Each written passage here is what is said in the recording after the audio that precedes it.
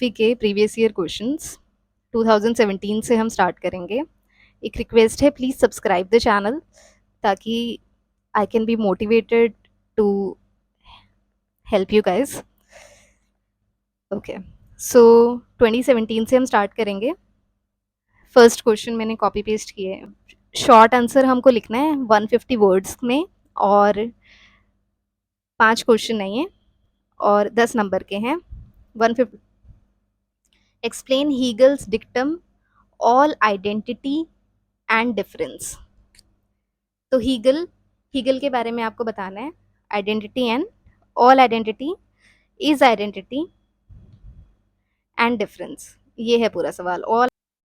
All identity is identity and difference, ये है आपका हीगल का। ठीक है, अब हीगल के बारे में आपको क्या कुछ बातें हैं हीगल के बारे में जो आपको जाननी ज़रूरी है। तो हीगल जी क्या थे? हीगल जी एब्सोल्यूट आइडिया में बिलीव करते थे।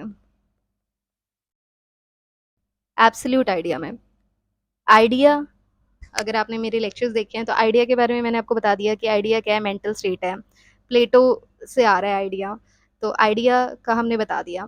और एब्सोल्यूट मतलब एब्सोल्यूट रियलिटी क्या है? एब्सोल्यूट रियलिटी है आइडियाज। हीगल का एब्सोल्यूट आइडिया क्या है? स्पिरिट।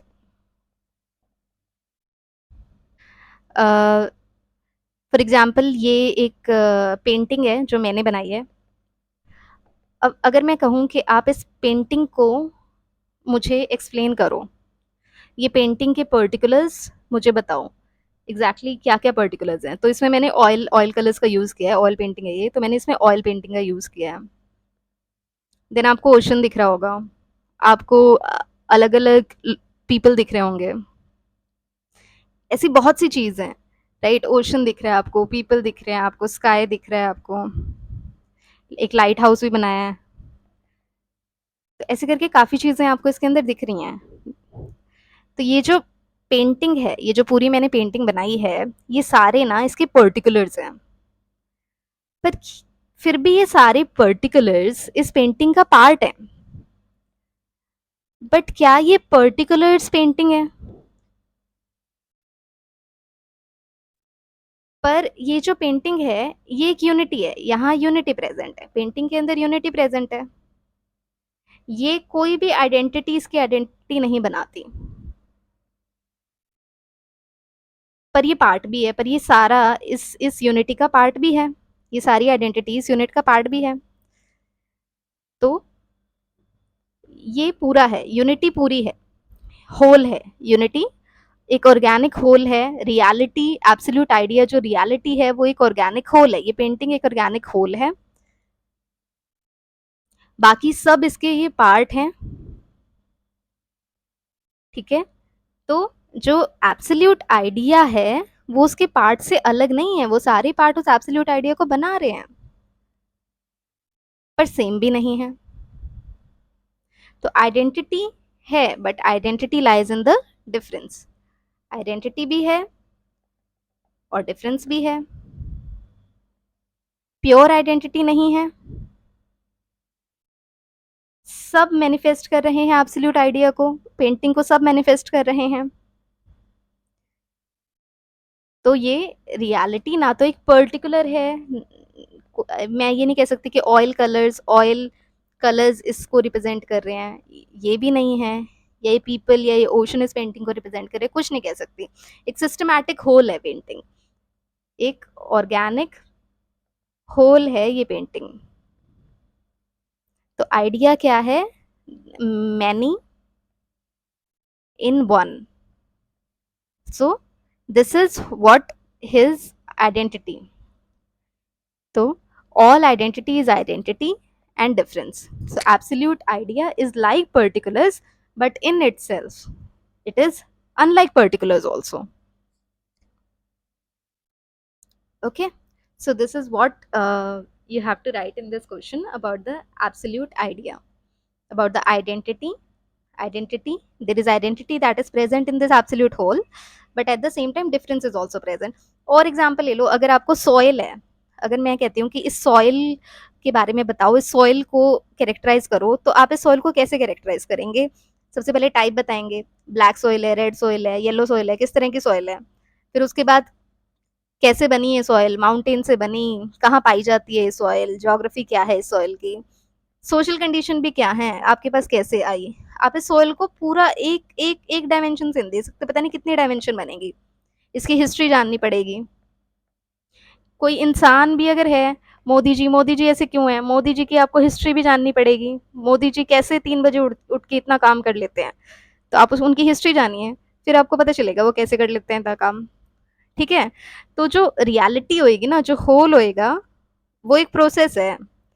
वो ऐसे नहीं है कि आप एक पर्टिकुलर चीज से उस प्रोसेस को कह दोगे, बट ऐसा भी नहीं है कि ये सारी चीजें उसका पार्ट नहीं है। जो मोदी जी कर रहे हैं वो एब्सोल्यूट होल का पार्ट तो है ही। ठीक है।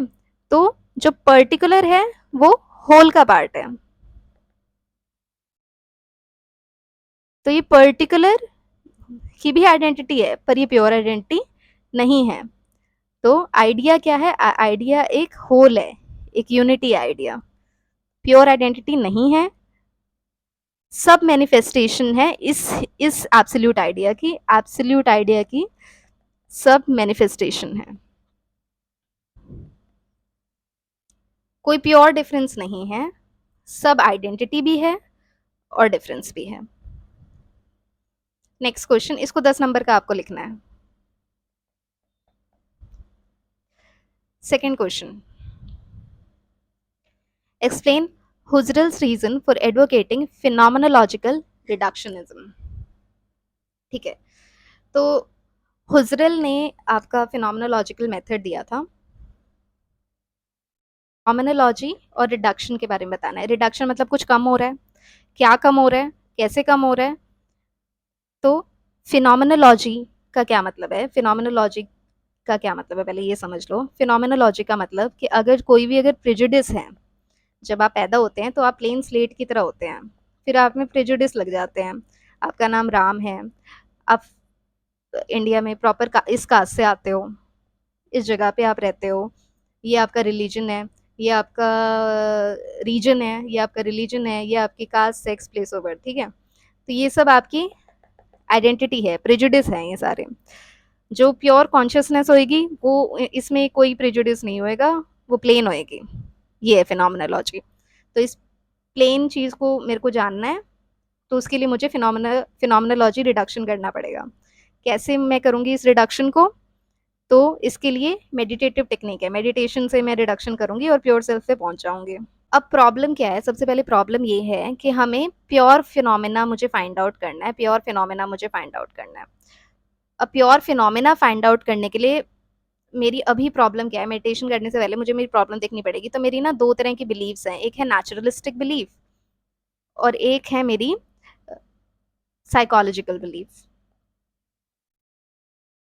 नेचुरलिस्टिक बिलीफ मतलब जो वर्ल्ड है, जो सारी वर्ल्ड की जो बिलीफ है, वो सारी मेरी नेचुरलिस्टिक बिलीफ हैं, जो मैं फॉर ग्रांटेड ले रही हूँ, जो मैं एजम्पशंस में फॉर ग्रांटेड ले रही हूँ। लाइक द टेबल की एजम्पशन को मैं फॉर ग्रांटेड ले रही हूँ कि द टेबल है, may be the table is red in colour और the table is made up of plastic और wood, whatever it is, और it has a particular shape.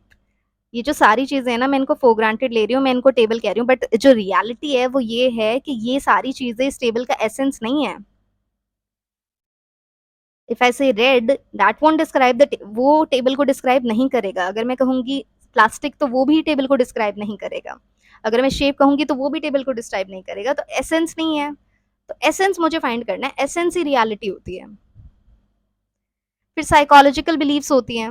मैं किसी पर्सन के बारे में सर्टेन बिलीफ बना देती हूँ, मैं अपने बारे में सर्टेन बिलीफ बना देती हूँ, वो भी रियलिटी नहीं है, वो भी ट्रू एसेंस नहीं है। सो आइडिया क्या है कि मुझे एसेंस फाइंड करना है, ट्रू एसेंस मुझे फाइंड करना है। उसके लिए मेथड क्या है, इपोकी का मेथड है। इपोकी का मेथड मतलब है कि ब्रैकेट कर दो आप चीज़ों को, जो भी नॉन एसेंशियल थिंग्स हैं उन सबको आप ब्रैकेट कर दो, ब्रैकेट कर दो, डिटैच हो जाओ। जब आप मेडिटेशन करते हैं तो क्या कहते हैं उसमें कि डिटैच हो जाओ अपने वर्ल्ड से, अपने सराउंडिंग से ना, आप डिटैच हो जाओ और फिर आप एक ऐसी जगह पे जाएंगे कि आपका माइंड प्योर हो जाएगा। तो वही बात है कि इपोकी कर दो, आप डिटैच हो जाओ, नेचुरलिस्टिक कोई भी जो चीज़ें हैं उनसे आप दूर चले जाओ, ठीक है? खत्म नहीं करना उनको, खत्म आप कर ही नहीं सकते। अगर मुझे इस वर्ल्ड को खत्म करना है तो खत्म नहीं कर सकती मैं, मुझे सिर्फ डिटैच होना है उससे, जजमेंट नहीं करनी, जज नहीं करना, ऑब्जर्व करना है। इन जनरल भी अगर आपको अभी भी, अभी जब आप मेरा लेक्चर सुन रहे हो ना, अगर आपको अपने माइंड को खाली करना है, कभी भी अगर आपको अपने अपने माइंड को अगर आपको एम्प्टी करना है ना, तो आप उसको बोल बोल के एम्प्टी नहीं कर सकते, आप उससे बात कर करके उसको कभी एम्प्टी नहीं करोगे। सिंपल सा मेथड है, ऑब्जर्वेशन करने लग जाओ किसी भी चीज़ की, सिंपल। अभी भी वीडियो पोज करके सिर्फ ऑब्जर्व करो अपने सराउंडिंग को, तो आपका माइंड एम्प्टी हो जाएगा। तो यही तरीका है, जजमेंट खत्म कर दो, ऑब्जर्वेशन करोगे, आपका माइंड एम्प्टी हो जाएगा, शांति मिल जाएगी आपको। ओके, तो ये हो गया आपका इपोकी करना है। फिर उसके बाद है रिडक्शन, आप कर दो। फिर उसके बाद आपको रिडक्शन करनी है। इस रिडक्शन की भी 3 स्टेजेस हैं। एक है साइकोलॉजिकल,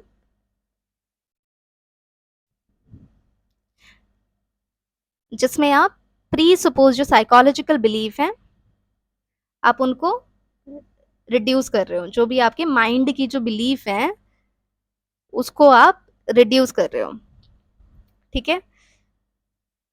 बिलीफ खत्म कर दो। अगर मुझे ये बंदा अच्छा नहीं लगता, तो इस बंदे की पहले की अच्छा है, बुरा है, स्वीट है, नॉट नाइस है, साइकोलॉजिकल बिलीफ खत्म कर दो। फिर उसके बाद आप उसका एडेटिक रिडक्शन करो। एडेटिक रिडक्शन मतलब एसेंस देखो उसका, एसेंस क्या है, कि है तो आदमी, ह्यूमन है, ये एसेंस है। उसके बाद आप उसके बाद ट्रांसेंडेंटल रिडक्शन हो जाएगा। ट्रांसेंडेंटल रिडक्शन आपके ईगो का रिडक्शन हो जाता है, तो प्योर ईगो हो जाएगी। तो आप इस बंदे से खुद को रिलेट ही नहीं करोगे, सारी प्री सुपोजिशन हट जाएंगी,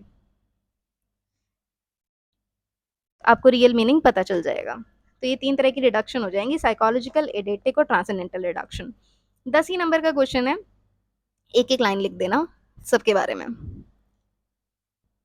तो ये है नेचुरलिस्टिक बिलीफ हो गया, और आपकी साइकोलॉजिकल बिलीफ हो गया। आइडिया क्या है कि एसेंस को आपको फाइंड करना है, कॉन्शियसनेस को आपको प्यूरिफाई कर देना है, ठीक है? आपको डिटैच कर देना है सारी बिलीफ से, रिडक्शन कर देना है, प्योर फिनोमेना को फाइंड कर लेना है। रिडक्शन कर दो, प्योर फिनोमेना फाइंड कर लो। तो ये हो गया उनका, आपका phenomenological reduction. Third question, third question क्या है आपका? Third question is, how is the statement I met a man semantically problematic for Russell? How does he account for the meaningfulness of this statement? तो सबसे पहले इस question को देख लो ध्यान से। क्वेश्चन में है, how is the statement I met a man, मैं एक इंसान आदमी से मिला, सिमेंटिकली, सिमेंटिकली मतलब जैसे फॉर एग्जांपल अगर मैं एक कि ये लास्ट स्टॉप है और ये डेस्टिनेशन है, तो ये दोनों एक ही जैसे मीनिंग है। पर अगर थोड़ा सा आप इसको डिटेल में अगर आप इसको स्टडी करोगे कि लास्ट स्टॉप और डेस्टिनेशन को, तो वो डिफरेंट हो जाएगा, ठीक है? तो सिमेंटिकली मतलब शब्दों में गहरा मीनिंग ढूंढना है, ठीक है? तो ये जो रसल हैं, ये इस हम एक प्रॉपर फिलॉसफी में हम एक ग्रुप ऑफ फिलोसफर्स पढ़ेंगे जो लैंग्वेज पे बहुत फोकस करते थे। उनके लिए लैंग्वेज एक तरीका है रियल रियलिटी को जानने का, तो रसल उनमें से एक है। तो how does he account for meaningfulness of this statement?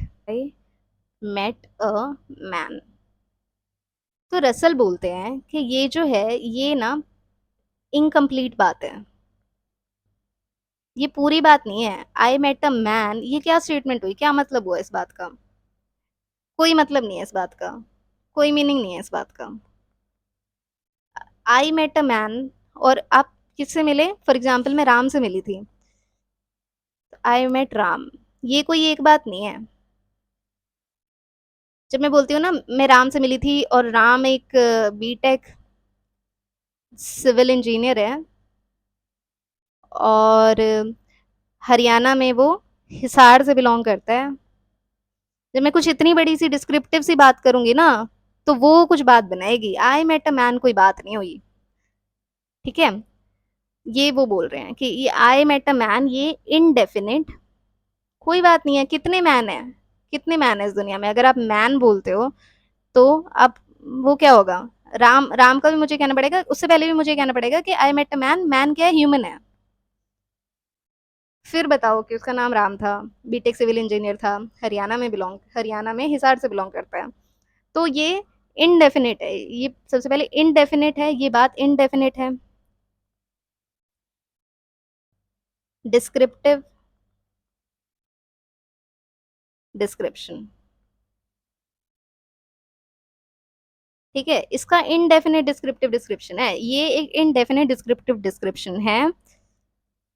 ये जो ऑब्जेक्ट है ना, ये ऑब्जेक्ट जो मैन है, ये इनडेफिनिट बात है,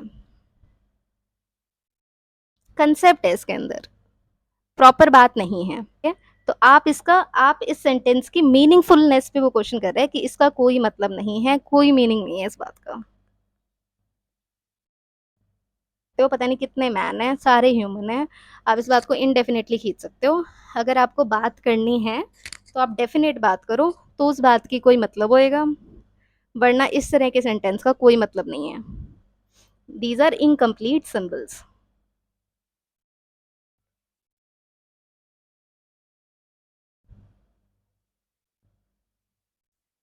So this is what Russell said. I'm not going in detail. That is how it was a semantic problem. भाषा की दिक्कत है ये, ठीक है। अगर आपको मीनिंगफुलनेस चाहिए तो आप इसको प्रॉपरली डिस्क्राइब करो, वरना ये इनडेफिनिट डिस्क्रिप्शन है। नेक्स्ट,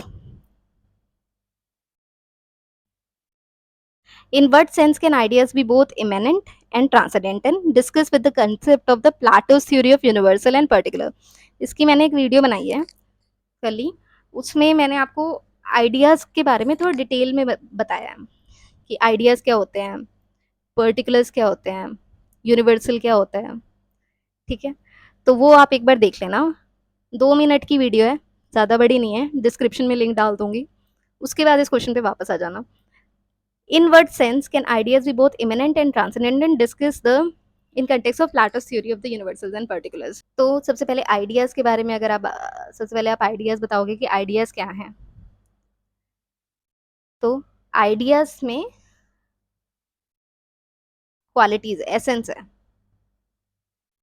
आइडियाज का जो वर्ल्ड है, प्लेटो का जो आइडिया का एक अलग ही वर्ल्ड है, जिसमें सारे एसेंस प्रेजेंट है। काउनेस का एसेंस प्रेजेंट है, ब्यूटी का एसेंस प्रेजेंट है, डायनासोर का एसेंस प्रेजेंट है। अब डायनासोर है तो नहीं, पर उसका एसेंस है, इस दुनिया में उसका एसेंस है। हम, हमारे मन में है कि हाँ एक डायनासोर होते थे। जुरासिक पार्क सबने देखी होगी, तो सबको पता है कि हाँ डायनासोर हुआ करते थे। तो तो ये आइडियाज क्या हैं? ये हैं यूनिवर्सल। ये खुद जो डायनासोर जी थे, ये है पर्टिकुलर। खुद डायनासोर पर्टिकुलर हैं, ओके। उनका आइडिया स्टिल यूनिवर्सल है। डायनासोर खुद पर्टिकुलर है, पर जो उनका आइडिया है वो यूनिवर्सल है। डिक्टेटरशिप, हिटलर की डिक्टेटरशिप का एक आइडिया है, वो क्या है? यूनिवर्सल है। They can be many dictators, it is a universal idea, transcendental idea. The world of the ideas is transcendental. The dictator himself केम, आया वो इस दुनिया में और चला गया। तो जो आइडियाज होते हैं वो ट्रांसेंडेंटल होते हैं, बियॉन्ड होते हैं। डिक्टेटरशिप, कोई भी डिक्टेटर बन सकता है। जो पर्टिकुलर हिटलर है, वो आया वो गया, डायनासोर की तरह, ठीक है। अगर काओ है, काओ क्या है? पर्टिकुलर है। हिटलर क्या है? पर्टिकुलर है। काउनेस का आइडिया ट्रांसेंडेंटल है, हिटलर की डिक्टेटरशिप का आइडिया ट्रांसेंडेंटल है। अलग वर्ल्ड है, अलग दुनिया में ये प्रेजेंट करते हैं। हमारी दुनिया अलग है। वो जो आइडिया वाली दुनिया है, वो एसेंस की दुनिया है, ठीक है। तो जो ये, वो जो वर्ल्ड है, जो एसेंस का वर्ल्ड है, वो रियल है।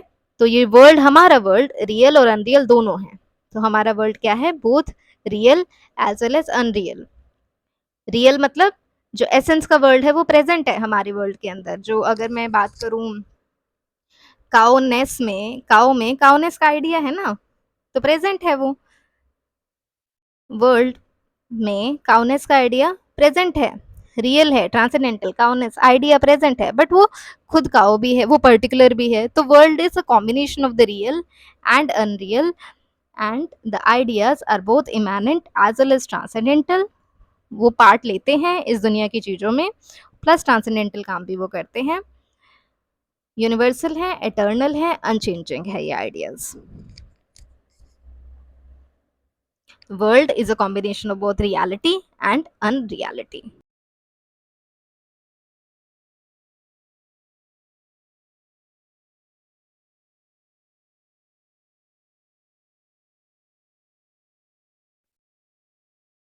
तो आइडियाज पर्टिकुलर्स में प्रेजेंट होते हैं, पर पर्टिकुलर्स तक नहीं होते, लिमिटेड नहीं होते पर्टिकुलर से, और यूनिवर्स बड़ा है पर्टिकुलर से। क्वेश्चन 4, परमानेंट रियलिटी ना तो फिजिकल है ना मेंटल है। ह्यूम का एनालिसिस आपको बताना है। Experience, analysis of experience, show how Hume's analysis of experience leaves no ground for belief in permanent reality, either physical or mental. ये आपको बताना है। ह्यूम, आप समझो ये, उन्होंने कहा कि there is no metaphysics. Metaphysics का क्या मतलब होता है? मेटाफिजिक्स में दो शब्द हैं, एक है मेटा और एक है फिजिक्स, यानी कि beyond the, Meta is beyond, physics is sensory, physical world, the sensory objects. So beyond sensory object, जब हम सोल की बात करें या खुद गॉड की बात करें, इस तरह से जब हम बात करते हैं एक्स्ट्रा मटेरियल वर्ल्ड की, तो हम उसे जब एक रैशनल इंसाइट से देखते हैं, जब हम उसके बारे में सोचते हैं, तो उसे कहते हैं मेटाफिजिक्स। ठीक है। यहाँ पे मैं आपको एक और चीज बता देती हूँ कि ऑन्टोलॉजी क्या है। ऑन्टोलॉजी और मेटाफिजिक्स में एक बहुत ही सटल सा डिफरेंस है। अगर आपने लूसिफर सीरीज देखी है, लूसिफर सीरीज में लूसिफर डेविल है, और जो इनके फादर हैं वो गॉड हैं, जो इनके ब्रदर हैं वो एंजल हैं। बहुत सारे डीमंस भी प्रेजेंट है, इनकी बेस्ट फ्रेंड डीमन है। इस तरह से अलग अलग रियल काइंड ऑफ, इस तरह से मतलब इसके जो लूसिफर जी हैं, इनके जो वर्ल्ड की रियलिटी है ना, वो ये सब है। ये सारी चीजें प्रेजेंट है इनके वर्ल्ड के अंदर। तो जो ओंटोलॉजी होती है, ओंटोलॉजी को कहते हैं कि द द बीइंग, द इस इसकी अगर हम इसकी स्टडी करेंगे, ओंटोलॉजी मींस द बीइंग की स्टडी। इसके यहाँ ये बीइंग है, तो जब इनकी हम स्टडी करेंगे कि एग्जैक्टली क्या है, वट को बात करते हैं कि एग्जैक्टली क्या क्या है, तो जब हम इनकी स्टडी करेंगे कि ये सब क्या है, जब हम इनके बारे में बात करेंगे, तो वो हमारी हो जाएगी ओंटोलॉजी। और जब हम बात करेंगे कि क्यों होता है अब ये सारे बीइंग का, इनका क्या रीजन है, मैजिक, इनमें मैजिक है, तो ये जो मैजिक की बात चली जाएगी, ये चली जाएगी मेटाफिजिक्स के अंदर। तो ये सटल सा डिफरेंस है ओंटोलॉजी और मेटाफिजिक्स में। यहाँ पे हम वर्ड की क्या क्या, ये सारे ये लोग कौन कौन है, इनके बारे में जब हम जानेंगे, इनकी जब हम डिटेल में बात करेंगे, एंजल इसकी क्या पावर है, ये सब ना, तो जब हम इनके बारे में बात करेंगे तो ये ओंटोलॉजी हो जाएगी, और वैसे हो जाएगा मेटाफिजिक्स। क्वेश्चन पे आते हैं। Show how Hume's analysis of the experience leave no ground for belief in any permanent reality, either physical or mental. तो कोई परमानेंट रियलिटी में ह्यूम बिलीव नहीं करते, कोई मेटाफिजिक्स में बिलीव नहीं करते, कोई गॉड में बिलीव नहीं करते, क्योंकि वो भी मेटाफिजिक्स का ही पार्ट हो गया, कोई सोल में बिलीव नहीं करते। ठीक है, क्यों नहीं करते? बिकॉज इन सबको वो देख नहीं सकते, महसूस नहीं कर सकते, परसीव नहीं कर सकते। एम्प्रेसिस्ट है, परसेप्शन बेसिस है इनकी फिलॉसफी का। महसूस कर सकते हो, देख सकते हो, जानते हो उसके बारे में? नहीं। जान सकते हो, परसीव कर सकते हो? नहीं कर सकते। आपकी सेंसरी एक्सपीरियंस से परसीव आप नहीं कर सकते, तो ये रियलिटी कैसे हो सकती है? एक और बात आप ध्यान से सुनिए कि वो ये नहीं कह रहे कि है नहीं, वो ये नहीं कह रहे कि सोल है नहीं या गॉड है नहीं, वो बस ये कह रहे हैं कि आप एग्जैक्टली उन्हें परसीव नहीं कर सकते, तो हमें पता नहीं है कि वो हैं या वो नहीं है। We don't know if it is there or not there. तो सिर्फ एक्सपीरियंस अगर आप कर सकते हो, वही वैलिड नॉलेज होएगी। अगर एक्सपीरियंस कर सकते हो तो वैलिड नॉलेज है, एक्सपीरियंस नहीं कर सकते हो तो वैलिड नॉलेज नहीं है। परसीव करने के भी दो तरीके हैं। अगर आपको किसी चीज़ को परसीव करना है, तो उसके दो तरीके हैं, या तो उसके इम्प्रेशंस होंगे या उसका आइडिया होगा। इम्प्रेशन मतलब कि सेंसेशन है, फीलिंग है। ठीक है, जैसे पेन की मुझे फीलिंग हो रही है, पेन का मुझे सेंसेशन हो रहा है या प्लेजर है, हैप्पीनेस, सैडनेस, तो ये सारे मतलब इमोशंस को आपके रिप्रेजेंट कर रहे हैं, तो ये सारे इंप्रेशंस हो गए। और ये जो आइडिया है ये इंप्रेशन की कॉपी है,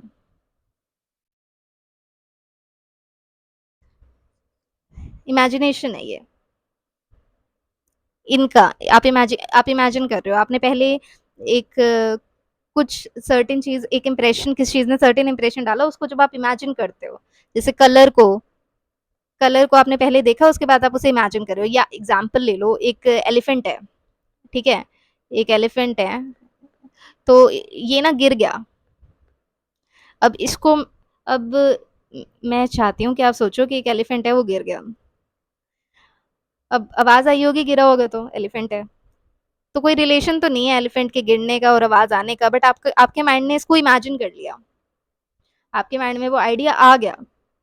कोई नेसेसरी रिलेशन नहीं है दोनों में। अगर मैं बोलूँ कि आप क्लैप करो, तो आप ऑटोमेटिकली साउंड को आप इमेजिन कर लोगे, बट कोई नेसेसरी रिलेशन नहीं है इन दोनों में। ठीक है, तो जो आइडिया है वो बस कॉपी है इंप्रेशन की। कोई नेसेसरी कनेक्शन ना होने के कारण भी आप आइडिया को इमेजिन कर सकते हो। तो हर इंप्रेशन के बाद एक आइडिया, हर इंप्रेशन का अपना अपना आइडिया होता है,